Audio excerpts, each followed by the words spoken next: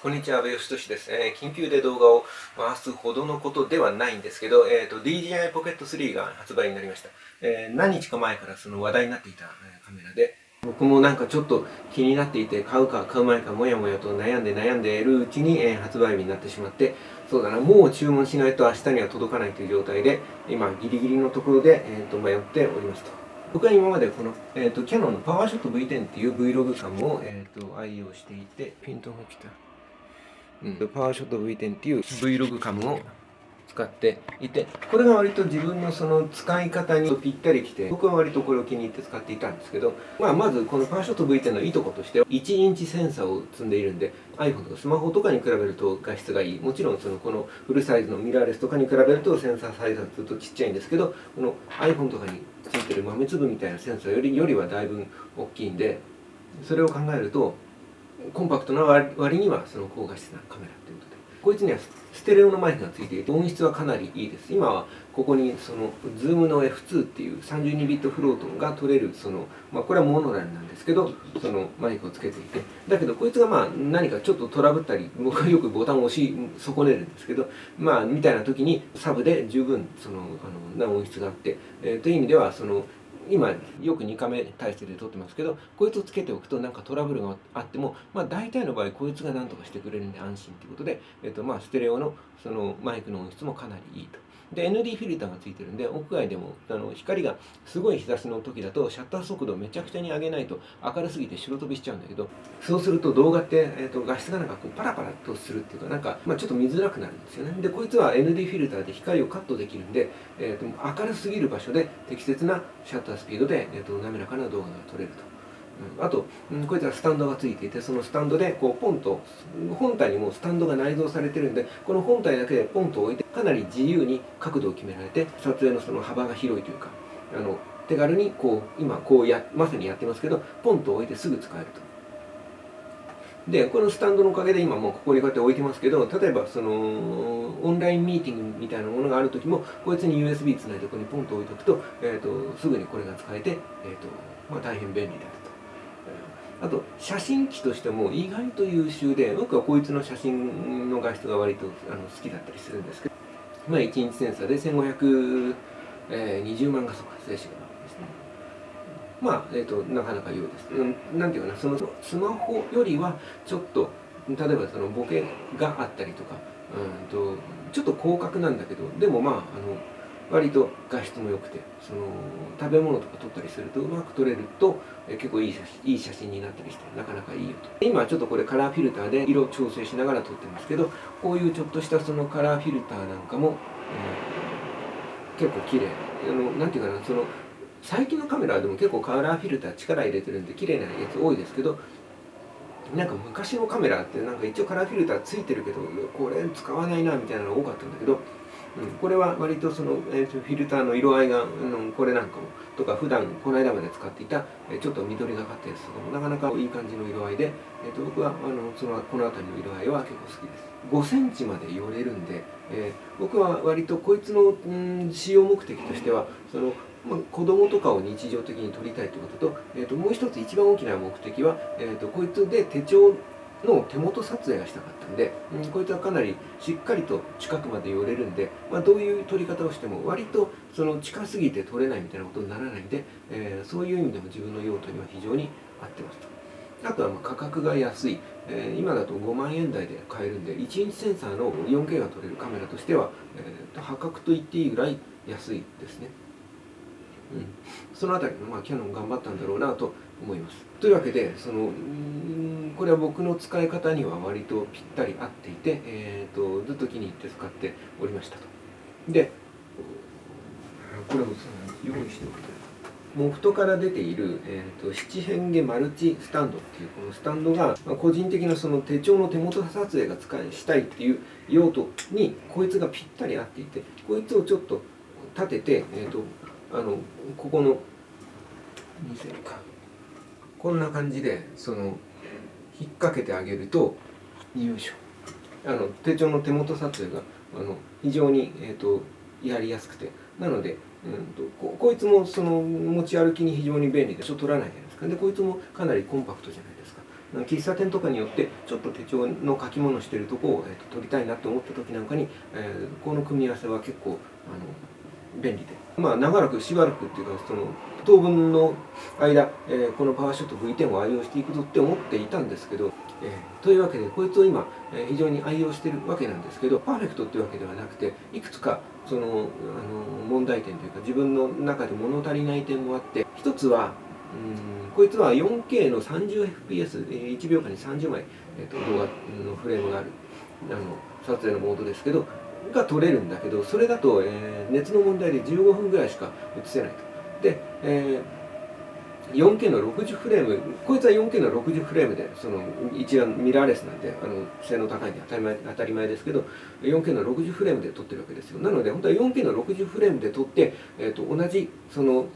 フォーマットでその2カメでやりたいわけですよ。だけどこいつは 4K の30しか撮れなくて、30も15分しか撮れなくて、結構例えば YouTube の動画1本撮ろうと思っても絶対15分以上喋るんで、これその 4K では撮れないんですよ。で 4K の下は何かっていうとフル HD で 60fps っていうのは撮れて、でフル HD のその60フレームだとこっちに比べると画質自体はちょっと荒くなっちゃうんだけど、まあ一応60フレームで撮れて、今は一応、まあそれが一番、それだと熱の問題も気にせずにずっと撮り続けられるんで、まあ便利です、いいやと思って、今そのフル HD の60フレームで撮ってますと。あとは、そうだな。ただだからその、本当はだから 4K の60フレームがいいんですよ。で、その点がちょっと物足りないと。で、データの取り込みがなんか遅くてですね、Wi-Fi で接続してパソコンに取り込めるんだけど、家の Wi-Fi の環境の問題もあるんだとは思うんですけど、でも一応光回線だし、でも、その、Wi-Fi のモードとかもあるのかもしれないですけど、やっぱりその数十ギガのデータを Wi-Fi で転送してここに読み込むのは現実的ではなくて無理だなという感じで、でも、USB でつないで読み込めばいいやと思ったんだけど、こうやって USB で読み込むとなんかね、何ギガかを超える大きなファイルはうまく Mac だとなんかダウンロードできなくて、結局 SD カードを抜いていちいち SD カード、そのマイクロ SD なんで、そのこのアダプターに挿して読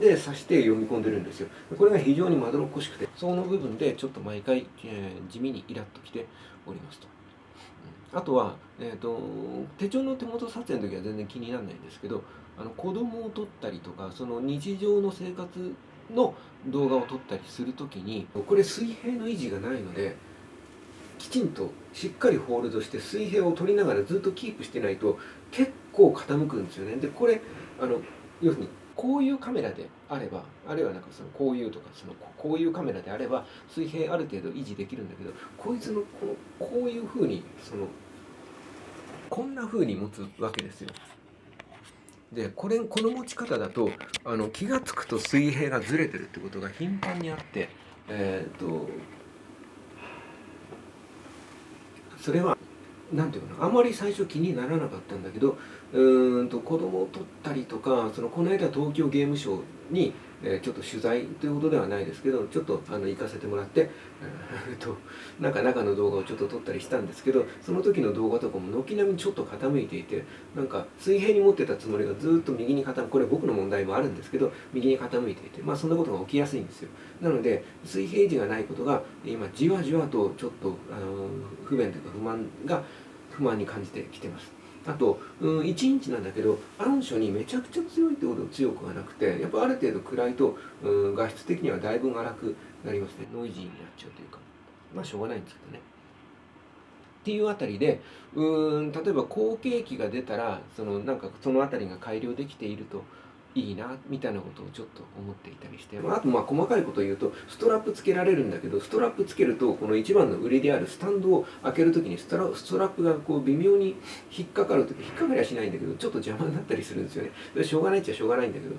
まあみたいな細かいこともあるんだけど、まあ後継機が出て4K とかがしっかり撮れるようになったら買い替えたいかなみたいなことを思いながら、日々、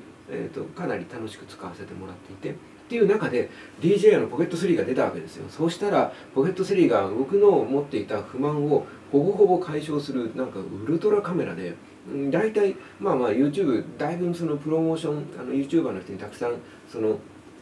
試してもらってるみたいで、発売日の朝に僕がよく見ているカメラ系の YouTuber の人が軒並みポケット3最高ですってなっていて、でそのプロモーションだからってことじゃなくて、どの人もやっぱりその本当にいいものもらってやったって言って撮ってる時はやっぱテンション違うんですよね。なんか長らく同じその方の動画を長らく見てるから、こう本当にいいんだなっていうのは分かる。なんかひしひしとみんなのなんていうか、このテンションの上がりっぷりからなんか伝わってきていて、なんかだいぶ良さそうなんですよ。で、スペック的に見ても、まず 4K の120フレームが撮れる。こいつでも 4K の60なのに 4K の120が撮れて、っていうカタログスペックを見た時に、僕はまあとはいえ多分例えばその2分とか5分とか限定なんでしょう、熱があるしねって思ったら、実際どうだか分かんないけど、実際に撮って試した人が15分ぐらい回したけど大丈夫でしたみたいなことを確か言っていて、なのでだいぶ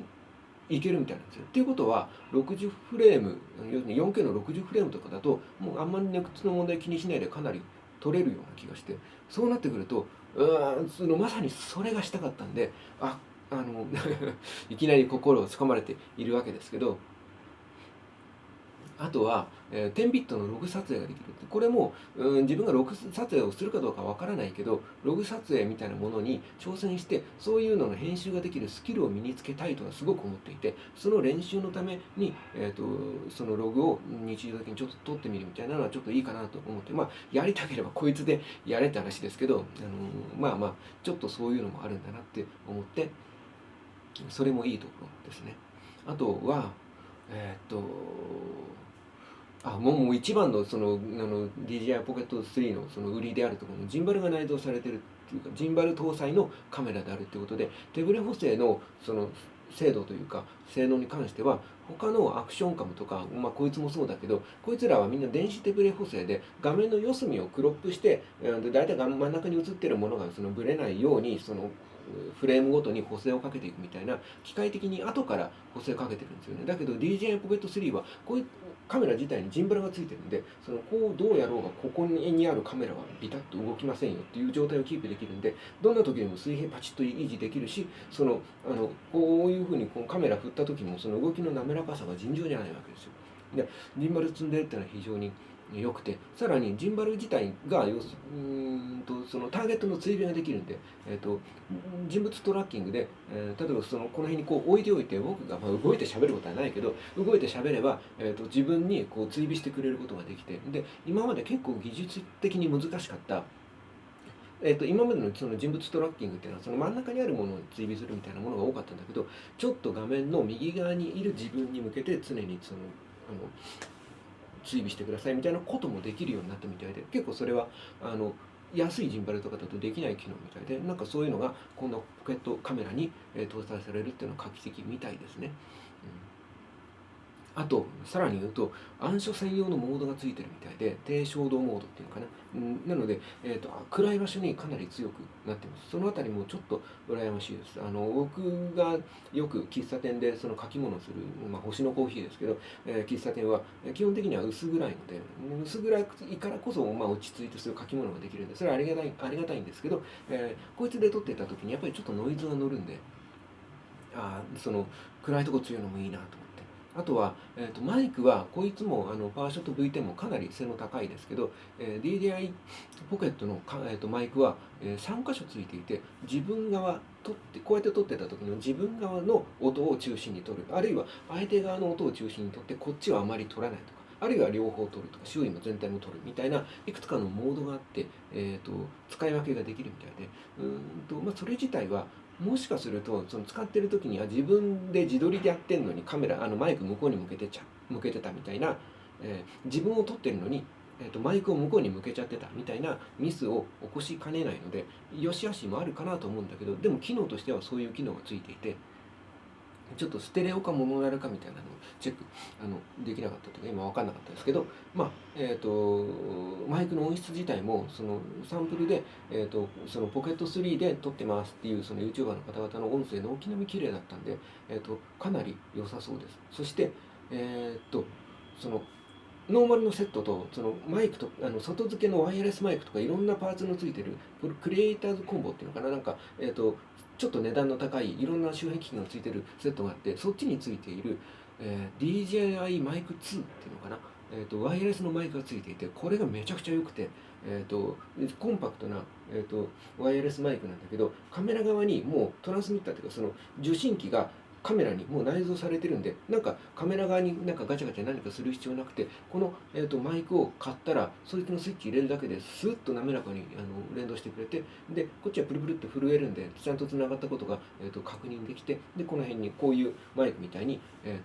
挟んで使うことができて、でワイヤレスでこいつね紐ついてるじゃないですか。でこれ音質はいいんだけど、俺これで撮影してるともう1回2回必ずここに引っ掛けてガッチャンするんですよ、それでどうにかならんものかと思ってて、ワイヤレスのマイクめちゃくちゃいいんですよね。そしてこいつと同じ32ビットフロートの録音ができて、32ビットフロートっていうのはその技術的な説明ちょっと長くなるんでいいですけど、単純に言うと、音がでかすぎても小さすぎても音割れとか全然聞こえないっていう状態にならなくて、ちっちゃければ大きくすれば、その音割れせずにぐーっと大きくなるし、大きくて音割れしちゃってるやつもちょっとぐーっと下げてあげれば、バーンって割れてるところをその割れてない状態でちっちゃくできるっていうか、ちっちゃくできるっていうのはちょっと違うんだけど、そのちっちゃい音も大きい音も非常に幅広く取ってあって、だからログ撮影みたいなもんですよ。ダイナミックレンジがめちゃくちゃ広くて、後から音量の調節がすごいよくできて、その適切な音量にするのがすごくやりやすいんですよ。で音質自体もめちゃくちゃ高いっていう。でこのマイクのいいところは、カメラと連動させなくてもこいつ単体で32ビットフロートのそのボイスレコーダーみたいな使い方ができて、こいつ自体だからカメラと関係なく録音ができるんで、これを持って喫茶店でカメラを一緒にその時は使うと思うけど、そうじゃなかったとしても、例えば手帳のところにこれをポンと置いといたら手元撮影の、万年筆とかの筆記音を拾うこととかもできて、あるいはだからこのメインカメラだけで撮って、その DJI のポケット3は今日は使わないっていう時も、そのマイク自体は、その32ビットフローのマイクとして使えるみたいで、ってなってくるとこれがもういらなくなる可能性もあって、でそれと別に僕はサビネテックの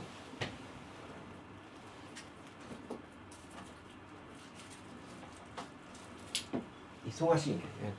オーディオワウっていうこのちっちゃなボイスレコーダーみたいなやつを持ち歩いていて、こいつは iPhone と連動して iPhone に、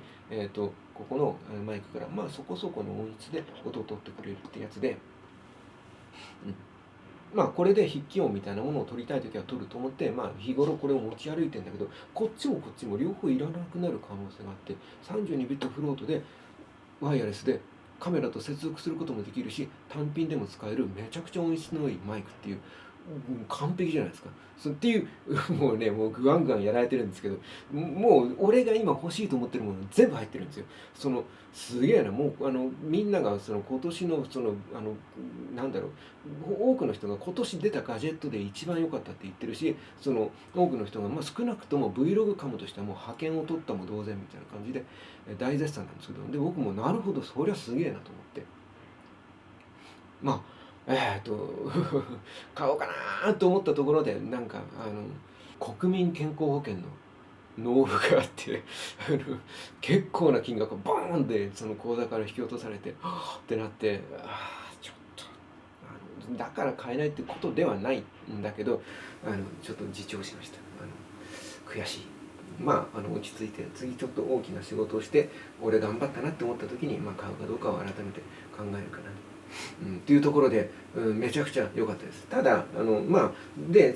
ほぼほぼもう決まりだったんだけど、唯一パワーショット V10 が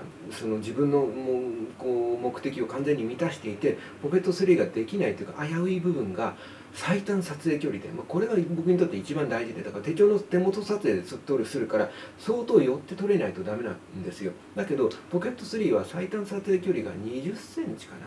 で写真のモードは別にどうでもいいんだけど、だともうちょっと長く遠くなっちゃうのかな。でだから20センチだとモフトで一番高くしても17センチなんですよ。で、手帳の上にこれを置くわけじゃないから、で手帳自体は